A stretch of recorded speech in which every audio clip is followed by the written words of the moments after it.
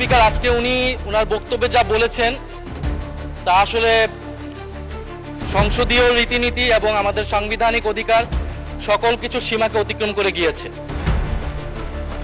উনি ওনার বক্তব্যে প্রথমত সংসদের বিরোধী দলীয় উপনেতা ওনার স্ত্রীকে নিয়ে উনি কটাক্ষ করেছেন। মাননীয় স্পিকার, ওনার সাথে ওনার ব্যক্তিগত সম্পর্ক থাকতে পারে, ব্যক্তিগত ইতিহাস থাকতে পারে, কিন্তু সেটাকে সংসদে এনে যেভাবে কটাক্ষ করা হলো মাননীয় স্পিকার, এটা অমার্জনীয় অপরাধ বলে আমরা মনে করছি। দ্বিতীয়ত, উনি বিরোধী দলের মহিলা এমপিদের, আমাদের নারী সংসদ সদস্যদের তাদের পোশাক নিয়ে যে ধরনের কথা বললেন, তাদের ধর্মীয় স্বাধীনতাকে হরণ করার সম্পর্কিত যে ধরনের বক্তব্য দিলেন, এটাও মাননীয় স্পিকার আমরা মনে করি একটা অমার্জনীয় অপরাধ। প্রত্যেকটা ব্যক্তির গণতান্ত্রিক রাষ্ট্রে তার ধর্মীয় স্বাধীনতা রয়েছে, পোশাকের স্বাধীনতা রয়েছে।